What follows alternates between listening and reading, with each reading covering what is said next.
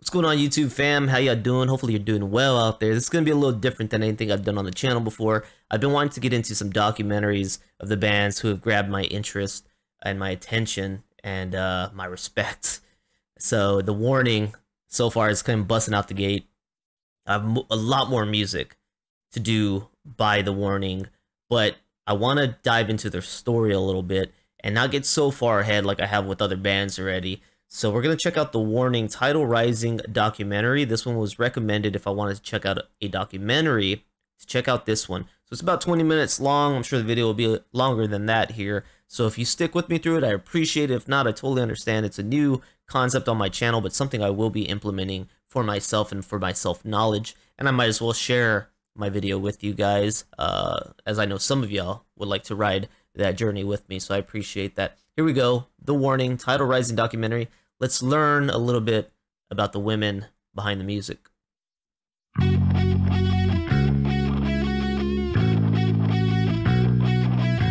We obviously started playing here in Mexico. We're Mexicans, we're from Mexico. So our first shows were always here in our home and then just across the country.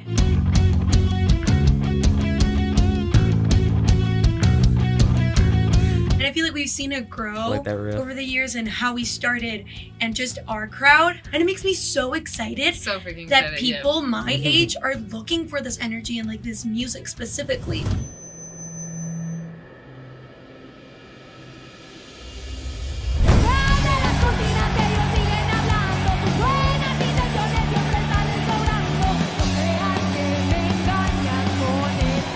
Some powerful girls. There aren't a lot of female-led rock bands, like only woman rock bands. So she started working as a young teen, a kid. We didn't even start out as women. Like we started out as little girls in this industry. Children, literally.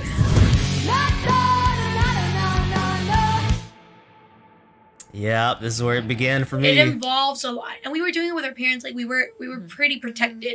Like they supported us so much. They got us into lessons. Like they bought us our instruments. Like they give us the liberty to like really concentrate on music. Because imagine you're like just a teenager, maybe 13, and you want to do this. But of course, there's tons of different things that you want to try out and do. So like sticking with it was also hard, you know? Here they are with their piano lessons. The band so that's Danny started out as a 5-member band. Our parents are part of the band. Right now, obviously, our family has grown a bit more, like with our team, our management, and everyone that works with us. But as we keep on working, that is always like the center of everything, and everyone we start working with starts feeling like family, because we've always had that vibe.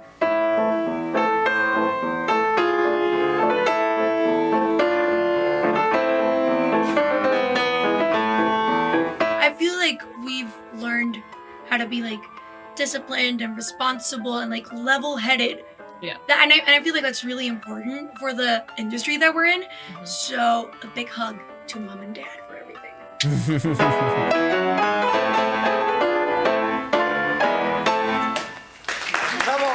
What we think really got us into this energetic music and rock and roll was definitely the Rock Band, the video game. I've been hearing about this. We loved to play that game, and it was so fun that we just like looked at the screen and we just we want to do that. I told my dad like I want to play the guitar, and he's like, "Are you sure?" And I was like, "Of course." By the first week, my fingers hurt so much that I was like, "Please no!" But I fell in love with it. She's determined. There was no going back. She's got that fire. Oh, this was such a... I saw the hysteria from her. It was sick. She's so good. I've been playing for 13 years. I don't like that number, but okay. 13 years. And, well, I've been playing since I was a little kid. I would always play on the drums, like the toy drums. And I remember I really liked hitting things. Oh. So it was like a perfect match for me. And my dad saw that I have really good coordination. And he asked me like, hey, like, are you up for lessons? Like, do you want to give it a shot? And I was like, yeah. Nobody wanted to give me lessons. I was a I looked like a toddler. I mean, and you like were I was 6, you super were short. taller. Like playing the drums, it didn't look very promising for me. But I met one teacher and I had like a test class, and the teacher was like, "Oh, leave her with me. Like she'll be good. Like let's do this."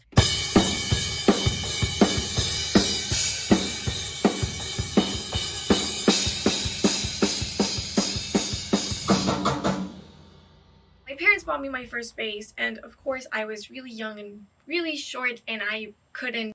This is the first time I've ever heard Allie talk. I'm excited. I'm excited to hear her give her side of the story. I love Danny and I love Powell. Their presence just demands attention, right? They're awesome. Allie's in the back. I want to hear some of Allie. I want to hear a bit of her. Here we go. My parents bought me my first bass, and of course I was really young and really short, and I couldn't play a full-scale bass, so they bought me a smaller bass, which I have right here. Right there. Yeah. It's really small, and I still couldn't play that, and I learned for about a month, and then we started playing together immediately. So I didn't really have like that much time to get used to my instrument before we started playing together. Okay, wait, I know that this isn't part of it. I'm going to ask you a question. Do it. Because it's like, Because I know, this isn't my place, but I will. Because there's a lot of people who tell you, like, why don't you play with a pick? Because normally rock music is just like, you, like, from the start, I always like played with my finger fingers. style. I know how to play with a pick now, and I really do like the sound of it. But I don't know, I just always played with my fingers, and I do feel more comfortable with my fingers, even though I do play more on time with a pick. It's weird. It does hurt more though, but I get it. It's like when I play without shoes and when I play with shoes. I get it. She's good with her finger, and I think that takes, I don't know instruments. That seems like it takes more talent. Oh, I love that bass line. Big turning Insane. point in our careers. Like we did our Enter Sandman cover, which went viral. But I feel like the point where we were like, we really want to do this, like for the rest of our lives, was when we started writing our own music and releasing our own stuff. That's awesome. That was like, whoa. Like we can create something, Yeah. put it out in the world, and people react to it. It was just something that we really, really liked and looked forward to. So now that we're doing what we do today, like I just feel like it's the thing that really keeps us going, our music. That sounds nice too. Oh. Yo, what is that? Of course, like any type of siblings, like we have our disagreements and our little fights and stuff like that, but we get along really well. We know each other so well that we know how to make it work. Exactly. And in the second that we start writing music, oh, I've heard this one. Everything just flows thinking. really nicely. Like I don't know what to call it except like sibling magic. Yeah. Oh man, that's a music video.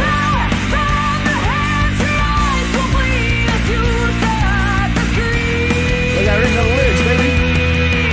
You shall remain. Let's go. Inside your space. You shall remain inside your space. Escape the Mind. Those were our first compositions ever. It was our first time writing. I was like 12. Sandy was 14 and I was 9. Wow. We were children. Wow. Making their own music. But she's 9. it was the moment where we really fell in love with music and like what we wanted to do. Like creating something was just such a powerful experience. And you know, it was such a key thing, I think, personally, that we were not thinking about will people like it, because we were not going to release it. We were not even going to record it. It was not going to be a thing. So we just literally wrote from our 14-year-old hearts. And on walk onto the very top and I'll run, even though I don't let. And then just we trying to jumped figure it into out. our first album, 21st Century Blood. And it was weird because some of the compositions that are in 21st Century Blood were written in the same time as Escape the Mind. But there was this very big leap we gave with this song that we made called Free Falling.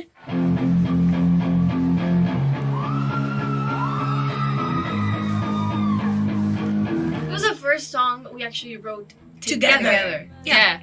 And you know, it was also a big thing that we started like looking for outside inspiration. We really like what's happening in the world that we can write about. And more than anything, like we read so much and we consume a lot of media, as any Gen Z teen does. So we were constantly getting inspired by other stories that we were hearing. So 21st Century Blood was like, we felt like it was our first step. You know, like, okay, we're a band now. This is our album. And nothing will change. So this is them. This is them playing 21st century music right here, because they're still so young. My God, like we said, I think when I reacted to this, I think Allie's only 10 right here, right? And one thing that I really like that we do, we really looked for what the song needed. We were like, okay, so what if this is a song with only piano, violins, and stuff like that? Like, we didn't focus on, oh, we have to be rock. We just focused on the energy that went into the song. So if you hear our music, sometimes it will be very varied within the same album. That's cool.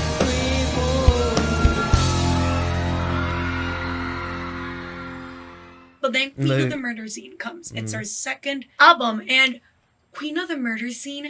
I was in middle school. I started going through my emo phase. So you can hear clearly there how that shift, and like I'm angsty now.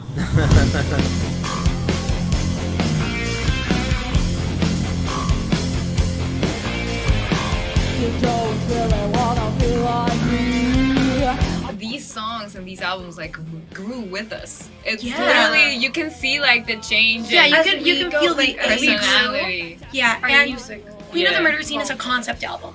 It tells a story. A novel. Yeah, it was like a novel, and it was a really different process writing songs to fit a narrative and a plot. It was really hard. It was hard because we had some, and then we had to add like the filler episodes, but we didn't want them to feel like filler songs. So we really had to put meaning into every single little part. It's respectful. It's good. But I was like really into this idea of making it a whole album about this story. And when I told them about it, they were like, what? Why is there blood everywhere? Why? I was like, please hear me out. We had to change so much. Like a lot of the storyline, because it wasn't that like much of a storyline. It was just like murder.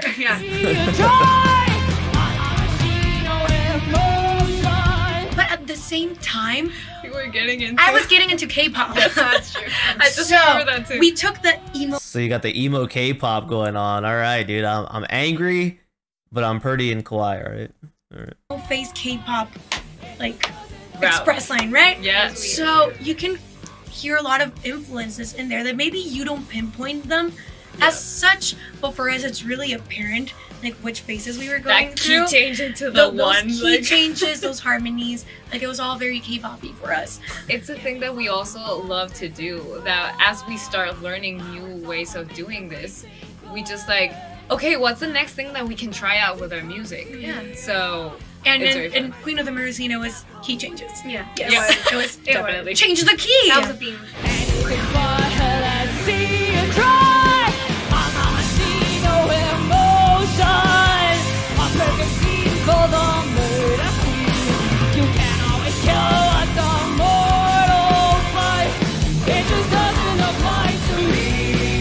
Coming from Queen of the Murder Scene, things are really different now, because I feel like we really grew as people, even as musicians. So Queen of the Murder Scene, now we're on the third album, right? We had maybe Escape the Mind, Queen of the Murder Scene. What was the middle album? 21st Century Blood. So we're on the third album now. Because we're going through our teenage years. Of course, you grow a lot from one year to another. And you start living different experiences and stuff like that. So I feel like this third album is personal. Yeah. Like, it talks more about our feelings. Okay, so they don't really count Escape the Mind. That was just kind of, like they said, they didn't ever intend for that one to be released, but it seems like it's released. I don't know if it's only released in the footage that they were showing at the beginning, or if they've actually made a full concept CD album. I don't know. So they're considering this their third album, their third release, which is Mayday. I really like that art. I really like the cover. That's awesome. The album cover, nice. Like that. So I feel like this third album is personal. Yeah. Like, it talks more about our feelings or situations that are... When was this released? 1 year ago. Are close to us, or our opinions on certain situations. Okay, so this is out because I reacted to this song right here. Evolve. Evolve was one of the songs that we started writing together, and we had music first before lyrics and melody. It's usually the other way around. So the three of us were in this room, and Danny and I were like playing, like getting the riff, and I was like, let me write a melody really quickly for the verse and just like put some lyrics on there. I'm not in danger, I'm the danger now. And I was like, hey, that's a good line. That's a cool I'm not line. in danger, I'm the danger.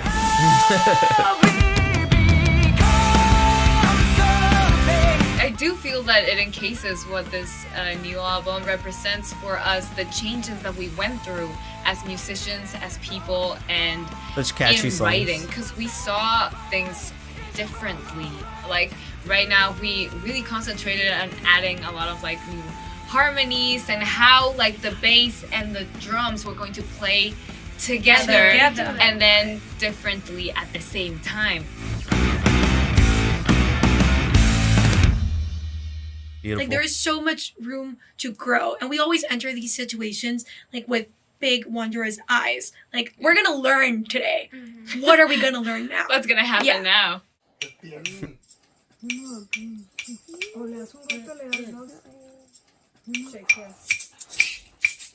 guys, this is you. Hey, everybody. Oye, ¿cómo va? Mi ritmo bueno para gozar. Mulata, oye, ¿cómo va? So she's trying to keep a different Mi beat, ritmo right? bueno para gozar. Mulata. I like that beat, though.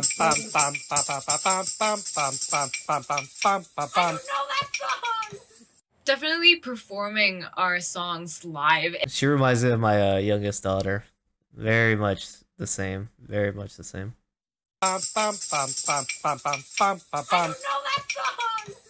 Definitely performing our songs live is a totally different universe. Like, we treat it as such, even ourselves. We know it's nothing like recording in a studio, but it's so much fun. You're like directly sharing and expressing to the people who are watching you. And I feel like our past albums, we try to grab like the sound, like how we sound live into our recordings, and we never really we have never accomplished never accomplished that until like this third album. I've already collapsed, so I'll just drown my sorrows in a non-existent world. We put in a lot of hard work into our live shows. We really plan everything out, and we practice it a lot. And even our movements, like if you see us playing in our early stages of the band, we're just like statues. And that's something that we actually worked on consciously. It's like how to play, being able to like jump around and bring more energy to the show. It makes a difference. Make fun of each other while we're on stage. And I know like I shouldn't really be like saying this, but even when we mess up, we're like, oh, you messed up. Like, we just look at each other like, you messed up.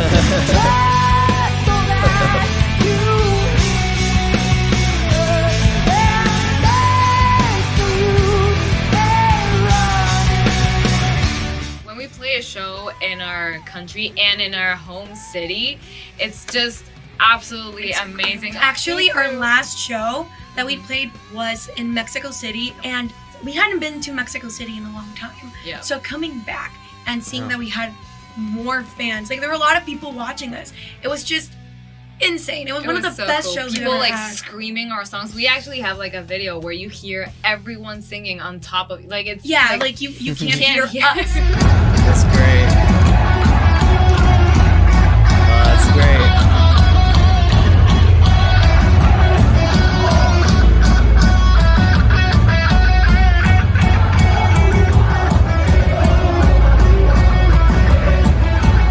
Mexico really has I love something it. very special. That was a little emotional. Energetic people Yeah, ready people are for really metal.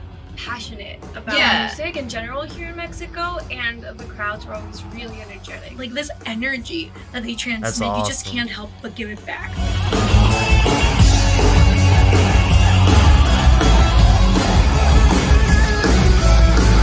It's really about making like a personal connection of what you want to transmit through your instrument.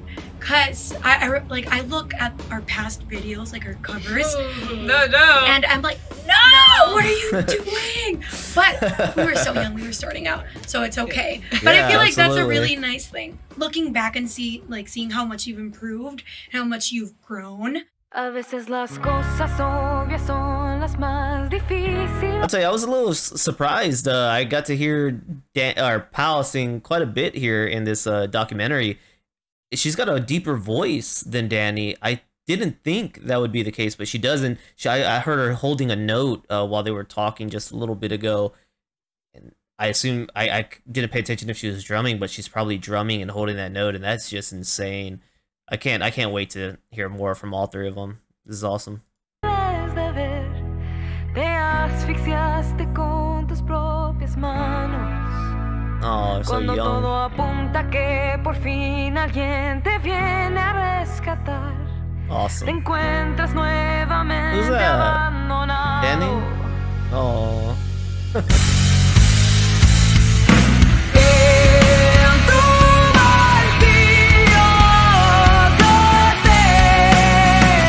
At the end of the day, like, there's a goal and there's something that you want to reach, and it's really about putting in a lot of work. And just also be very conscious that the people who work around you are different, you know, are going through different things and will think differently than you. There's no one that will think exactly like you. So taking things with a grain of salt and not taking things personal for it to ruin like your experience is a key thing. You know, as sisters, we really have like that separate, you know, our working selves and, you know, our sister selves.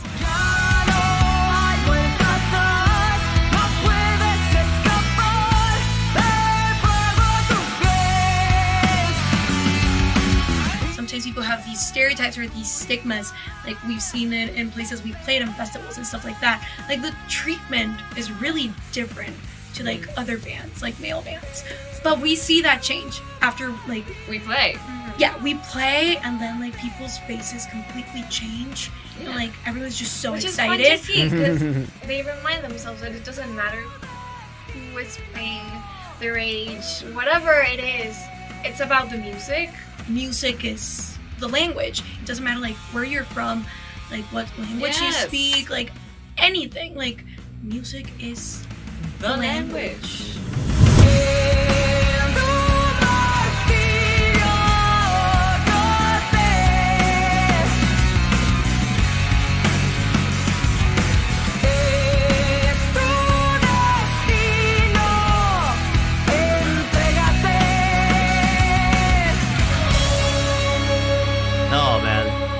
I love their story. I love their story. That's awesome. And one thing I've loved about this from the beginning is that they're sisters, because I have a lot of brothers and sisters, and I have, you know, 2 kids and my niece that live here. And it's just awesome to see that they're connected. They're sharing this whole experience together, because I guess if you put yourself in a situation where you grow with a band and it's friends or whatever, and y'all move and you leave and you're having all these experiences away from your family, right? It's great for you, but you're not experiencing that with your family and those that you care about. And in their well, you care about your friends, but you know what I'm saying. In their story, they're experiencing all of it together as sisters, and of course their mom and dad. That's special. That is amazing. not only are those experiences happening and they're getting all of that as like a family unit, but they're amazing at what they're doing. They're growing. Their journey, their story is just so incredible. It's so cool to see, and you can't help but just feel proud and happy for them. So that's awesome, man. That helps me dive deeper into this journey. I feel like I want more of the story, so maybe later on I can jump into some interviews and some more documentaries. But for now, we'll get back to the music, and if you made it this far, I am surprised. Thank you for rocking with me, man. Thank you for rocking with the warning. That was amazing, and I'll catch you guys on the next one. Peace.